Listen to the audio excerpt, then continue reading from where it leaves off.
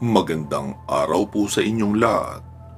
Bago natin simulan ang pagbabasa ng kwentong ibinahagi sa atin ni Sir Rico, ay inaanyayahan ko muna kayong pumindot ng like at mag-comment na rin ng kahit salamat Rico, para naman alam niya na marami ang tumatangkilik at nag-aabang ng kanyang padalang kwento na nagmula sa sarili niyang mga karanasan bilang isang magiting na babaylan. Gusto ko rin kayong anyayahang makinig sa pinakamaaksyong kwento na nai-upload dito sa ating channel. Ito ay ang Birador ng Santa Barbara na pinagbibidahan ni Rafael. Ito din ang Rafael na tumutulong paminsan-minsan kina Lino at Tingting sa kwento nating Aswang Killer na naroon naman sa ating side channel na Kwentong Aswang Comics. Nasa video description ang link ng playlist para kumpleto na at hindi na kayo mahirapang hanapin ang kasunod. 100% po itong ma-action ha. Sana ay ma-enjoy nyo. Birador ng Santa Barbara Series, Book 1 to 4, Part 1 to 239. Iyon na po ang kabuuan ng kwento. Salamat sa mga dadalaw at makikinig. Ipagpatuloy na natin ang kwento. Noong makapasok na ako sa kanilang bahay, ay sinabi noong nanay, "Mabuti at umalis na sila." Sabi ko naman, "Alam kong darating sila, kaya nagmasid muna ako sa labas at nagbantay na rin.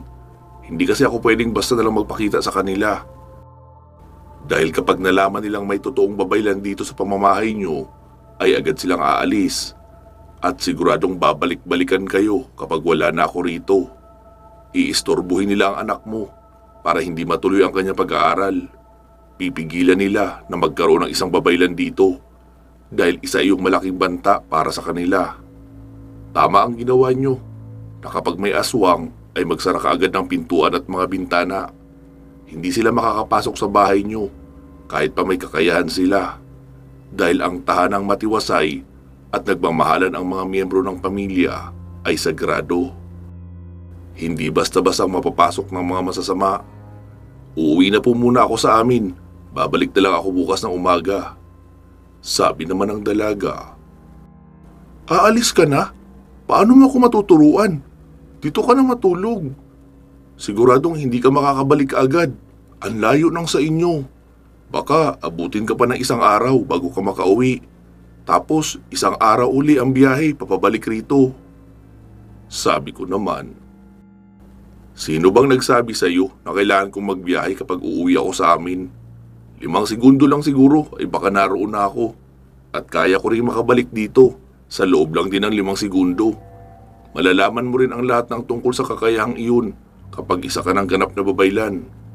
Baka ikaw mismo ay mamangha sa kaya mong gawin. Ano bang akala mo sa pagiging babaylan? Normal na tao lang na marunong manggamot?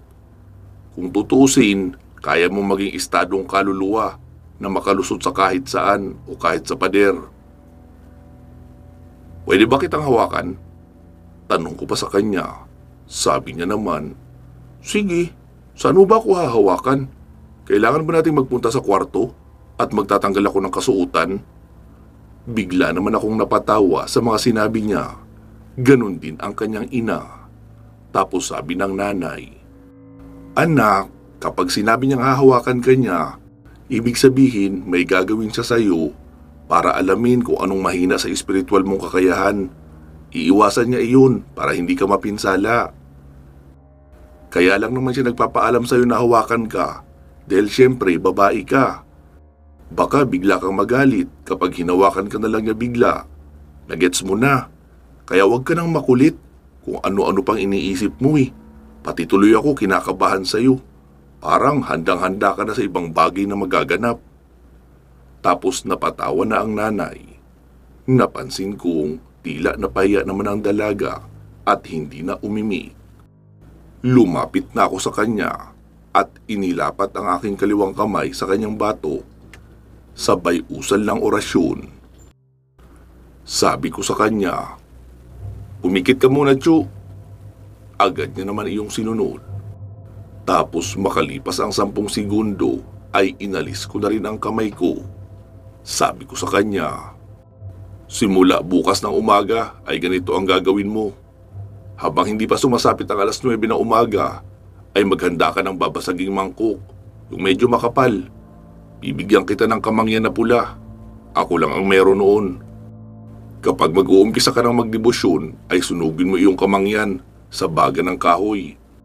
Uusok iyon ng kulay green. Tapos saka mo simulan ang iyong meditation. Usalin mo na ang orasyon na ipinasa ko sa iyong isipan. Hindi mo yan makakalimutan dahil nakatanim na yun sa isipan mo. Dasalin mo ng 7 ulit. Tapos pagsapit naman ng alas 9 ng gabi, ay ganun uli ang gagawin mo. Hanggang sa mabuo mo ang 28 days. Aalis na ako. Dadalaw-dalawin na lang kita dito. Umpisahan mo bukas ang magdidebosyon mo. Iiwanan ko na lang ang mga kakailanganin mo para doon. Uwi ka ako pa sa dalaga.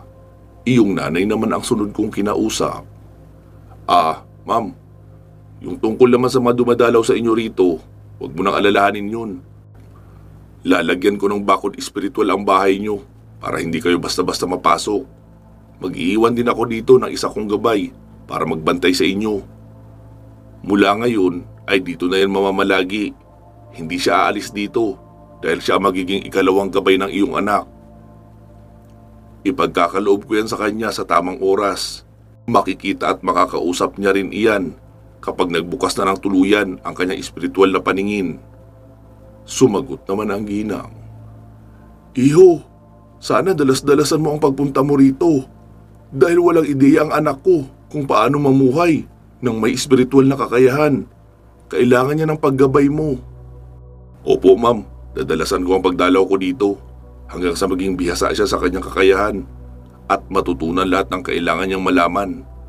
Darating ang panahon na magiging bantog na babaylan ang anak mo dito sa lugar niyo at kakatakutan siya ng mga masasamang nilalang. Marami pa siyang matutuklas ang kakayahan bilang isang babaylan. Sige po, aalis na ako. Uwi ka ako pa at lumabas na ako ng bahay. Naglakad ako papalayo at noong tuluyan na nga akong makalayo, ay saka na ako gumawa ng lagusan papabalik sa amin. Kaya naman ako agad umuwi dahil nag-text sa akin ang pinsan ko at ang sabi, may mga lalaki raw na dumating sa bahay. Hindi niya raw kilala, kaya sa palagay ko ay baka mga magpapagamot iyon. Pagkarating ko sa sarili naming bahay ay nakita kong maliwanag sa loob. Nakasindi ang mga ilaw, pero noong pumasok ako ay wala namang tao. Naisip kong baka nasa malaking bahay sina Princess at Ate Runa. Sila kasi ang natutulog sa bahay namin kapag wala ako roon. Lumabas ako muli ng bahay upang magpunta sa bahay ng mga magulang ko para makakain. Nakita naman ako agad ni Mama. Sabi niya, "Anak, galing ka ba ng Davao? Dalawin mo palagi si Langging doon ha. Kawawa naman yun." Langging kasi ang tawag ni Mama ko kay Mrs. Tinanong ko siya kung may mga tao bang naghahanap sa akin. Sabi niya naman, kung ang ibig mong sabihin ay yung mga magpapagamot, hindi naman mauubos yun. Halos araw-araw talaga may nagpupunta rito para magpagamot sana sa'yo. Sinasabi ko na lang na may pinuntahan kang mahalagang lakad. Kaya subukan na lang nilang bumalik, baka matiyempohan ka nila rito. Siya nga pala anak, may tumawag dito ng babae. Gusto raw magtrabaho. Alam kong ikaw ang nagbigay ng number ko sa kanya, kaya hindi ko na tinanong kung saan niya nakuha ang numero ko. Gaya ng bilin mo sa akin, doon ko na siya pinatuloy sa kabilang tindahan sa palengke kasama si Diana. Okay po ma. Aalis din po ako agad bukas ng umaga. Pero baka makabalik rin ako kinahapunan. May kailangan na akong gawin sa pupuntahan ko. Agad na akong kumuha ng pagkain at naupo sa lamesa habang naroon sa tapat ko si Mama nakikipagkwentuhan sa akin. Nang dumating ang pinsan ko, inaya niya akong bumalik sa lugar nila ate. Sabi ko naman na sila na lang dahil marami pa akong kailangan gawin. Kuya, nakausap ko rin para si Nika. Sabi niya, kung gusto ko raw ay doon muna ako sa kanya sa Davao para may katulong siyang magbantay sa tindahan. Sumagot naman si Mama. Mabuti pa nga para hindi mahirapan si Dragon doon. Sabi ko naman, sige, sabihan kita kapag bumalik ako roon para maisama kita. Matapos kong makakain ay umuwi na ako sa bahay namin at natulog. Mag-aalas 3 ng madaling araw ay nagising na ako. Agad na akong bumangon at bumalik sa lugar ng aking apprentice na si Marichu. Pero hindi ako dumiretso sa kanilang bahay. Nilibot ko lang muna ang paligid ng kanilang bahay upang siguraduhin walang nagmamatsyag na masamang nilalang o mga aswang. Noong masiguro kong payapa naman at walang nakaambang panganib, ay naupo na muna ako sa gilid ng isang puno. Maya-maya ay nagpakita sa akin si Sinay. Sabi niya, Pantas, may isang pamilya na kasalukuyang naglalakad ngayon, papauwi sa bahay nila sa bundok na yan. Galing sila sa kabilang bayan. Wala silang kalam-alam na may panganib na nakaamba sa kanila sa unahan. Tatambangan sila ng kaaway nilang angkan na may lahing mga aswang. Kawawa sila kapag nagkataon, lalo at may mga bata silang kasama. Mukhang iyon ang punteriya ng mga aswang na nakaabang sa kanila. Sabi ko naman, nasaan na sila banda? Nasa unahan, hindi kalayuan rito. Nasa mataas na silang bahagi. Gamitin mo ang kakayahan mo sa bilis at siguradong maaabutan mo pa sila. Wika pa ni Sinay. Pinanguan ko siya, sabay usal ng orasyon para sa liksi at bilis. Saka sinimulan ko na agad ang tumakbo sa direksyong itinuro niya. Halos 5 minuto lang siguro ang naitakbo ko ay narinig ko na ang boses noong pamilyang sinasabi ni Sinay. Huminto ako pagkarating ko sa kanila pero hindi ako nagpakita. Ikinubli ko ang sarili ko sa tagabulag at nakisabay na lang sa kanilang paglalakad. Naririnig ko ang masayang pag-uusap ng pamilya habang naglalakad sa dilim. Pasado alas 3 pa lang kasi noon, kaya sobrang dilim pa talaga ng paligid. Mabuti at may dala naman silang flashlight na siyang ginagamit nilang pailaw sa daan. Tama nga si Sinay, marami silang kasamang bata.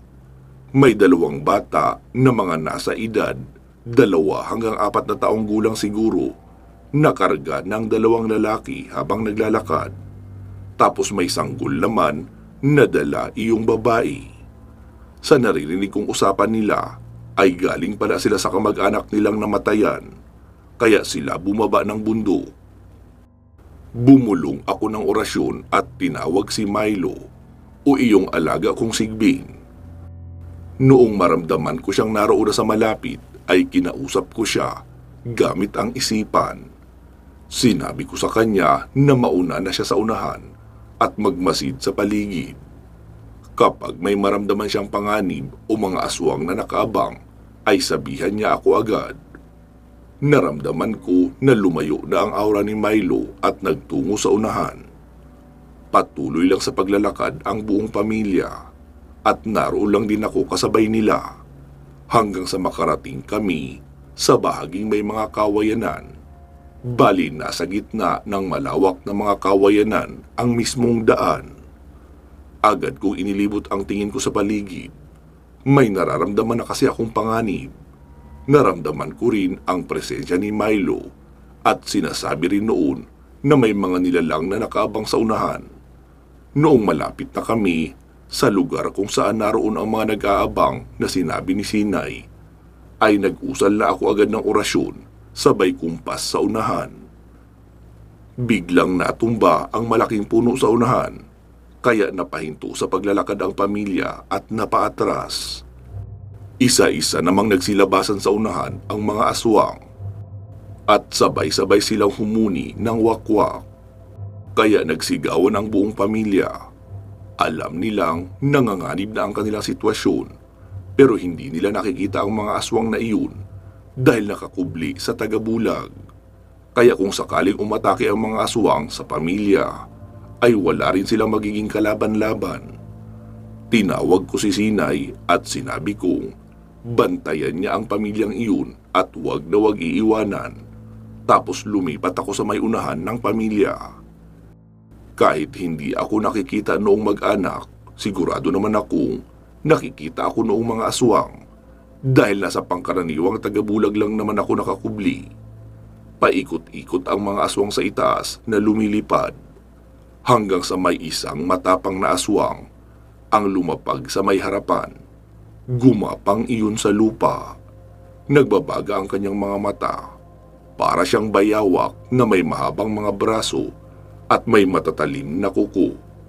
Isama pa ang mahabang dila na panay ang kawag. At iyon din ang binabantayan ko dahil iyon ang pinakamapanganib sa kanila. Iyong ganoong aswang kasi ay kabilang sa sinaunang uri ng aswang. Tinitigan ako noon at nagulat noong magpagtantong nakikita ko rin siya. Nakatago pa rin kasi iyon sa tagabulag. Tapos bigla iyong naglaho. Sa tingin ko ay gumamit iyon ng mas mataas na uri ng tagabulag para magtago sa akin. Pero nararamdaman ko ang presensya niya. Naroon pa rin siya sa harapan ko. Alam kong bibiglain niya ako para hindi ako makapanlaban. Pinakiramdaman ko ang aura niya. At noong maramdaman kong kikilos na para umatake, ay sinabayan ko na. Saktong pagkawala ng bisa ng kanyang tagabulag ay ang paggulong naman ng kanyang ulo sa lupa. Bumagsak na rin ang katawan na wala ng buhay. Nagulat naman ang mag-anak dahil sa nakitang paggulong ng ulo at pagbagsak ng katawan.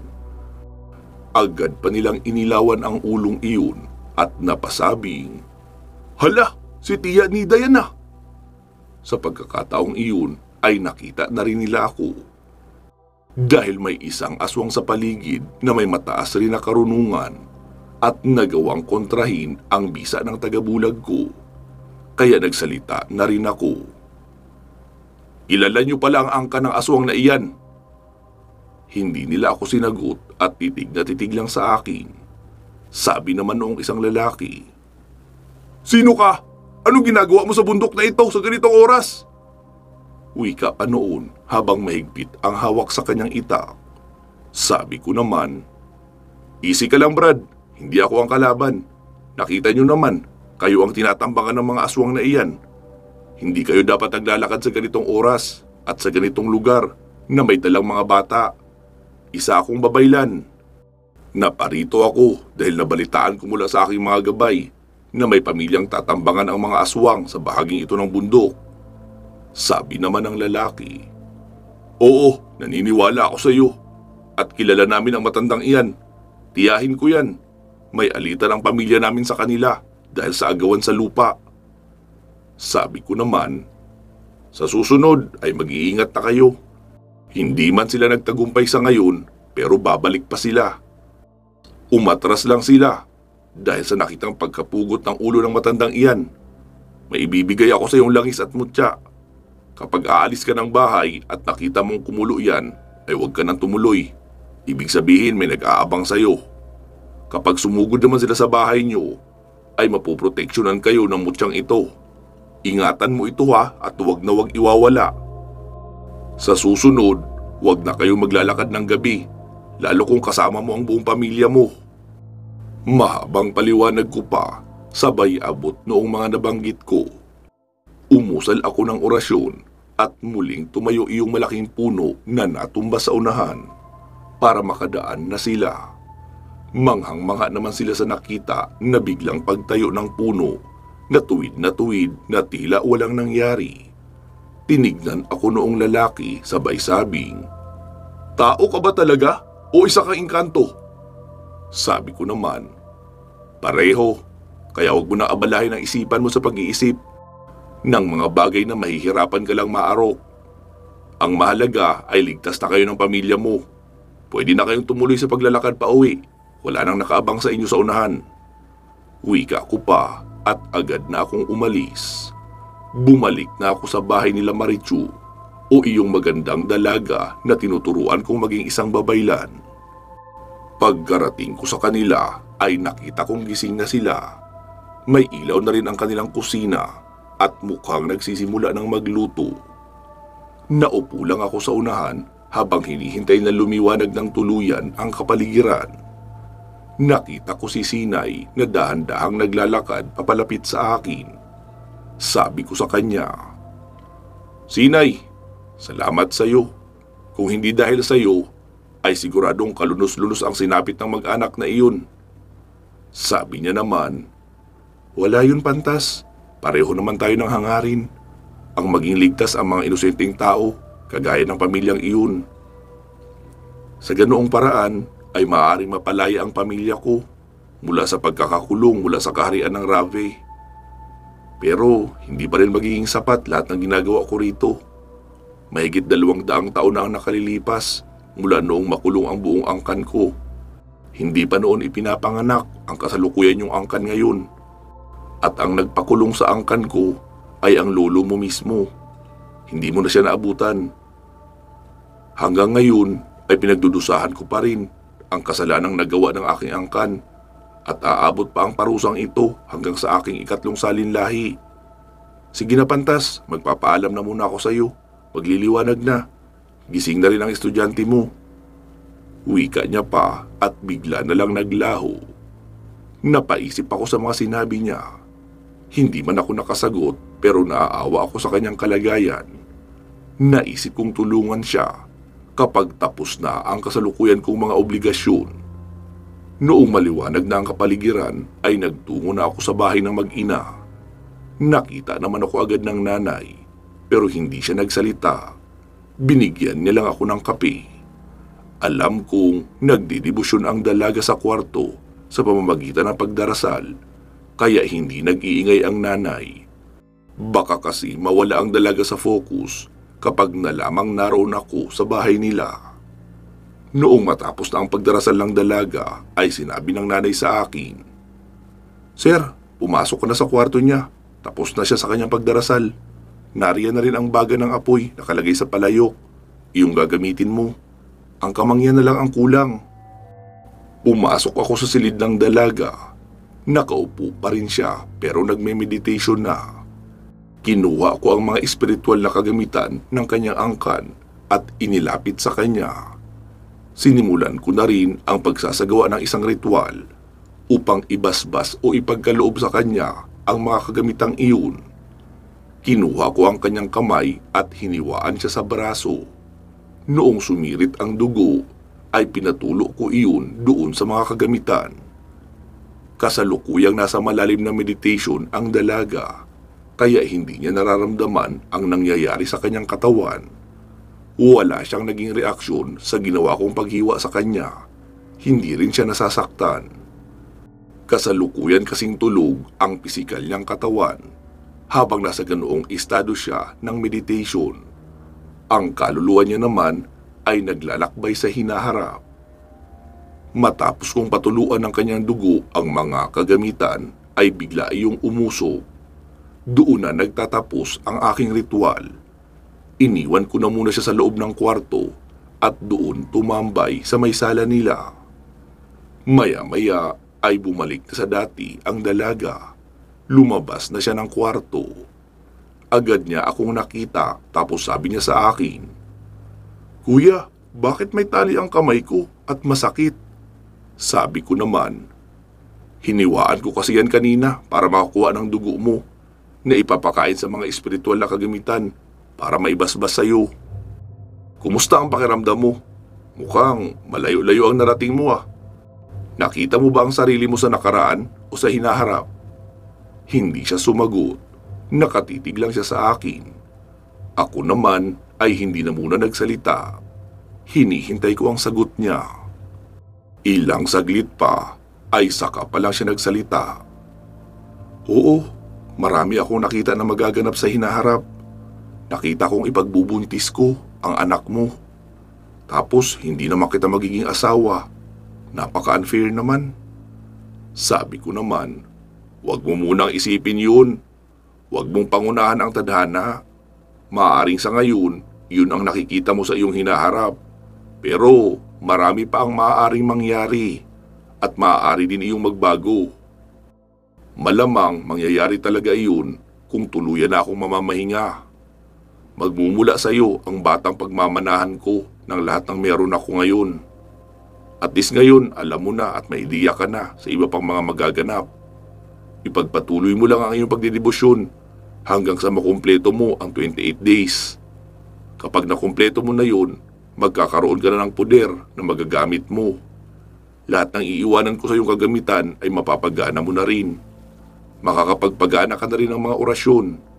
Doon ko pa lang din ituturo sa iyo ang mga orasyon na kailangan mo, kasama na ang pagbubukas at pagsasara ng ikatlong mata. Bibigyan din kita ng gabay. Ituring mo sila bilang matalik na kaibigan. Dahil maaasahan mo sila sa oras ng kagipitan, lalo kung may kakaharapin kang panganib. Ituturo ko rin sa iyo kung paano mo sila tatawagin at makakausap kahit sa pamamagitan lang ng isipan. Bibigyan kita ng espiritual na kakayahan. Tandaan mo, magkaiba ang orasyon sa espiritual na kakayahan. Ang magiging kakayahan mo ay ang pagkontrol ng mga elemento ng lupa, hangin at apoy. Oh, sige na, aalis na ako. Dadalaw-dalaw na lang ako dito uli. Wika ko pa, sabay tayo sa upuan. Bigla niya naman akong hinawakan sa kamay. Tapos noong lingunin ko siya, ay hindi naman siya nagsalita. Tapos binitawan na rin ako makalipas ang ilang saglit. Pero nabasa ko sa isipan niya ang mga nais niyang sabihin. Gusto niyang sabihin na natatakot siya at sana huwag muna akong umalis. Pero nahihiya siyang sabihin iyon. Nagpaalam na ako sa nanay niya. Sabi naman noon, "Hiho, pwede rin ba kami magpunta sa inyo? Gusto ko sana makilala ang pamilya niyo." Natuwa naman ako sa sinabi niya, kaya sabi ko naman, "Opo, pwedeng pwede. Sige po, bukas o kung gusto niyo, ngayon na." Sabi naman ng ginang, "Sige, sa susunod na araw na lang. Maghahanda pa kami ng mga dadalhin eh." Sige po, aalis na ako." Wika ko pa at lumabas na ako ng kanilang bahay. Muli akong nagtungo sa bahagi kung saan ako gumawa ng portal papauwi sa bahay namin. Pansamantala muna natin puputulin dito ang ating kwento. Magsama-sama tayong muli sa karugtong nito. Mag-iingat po kayo palagi at hanggang sa muli.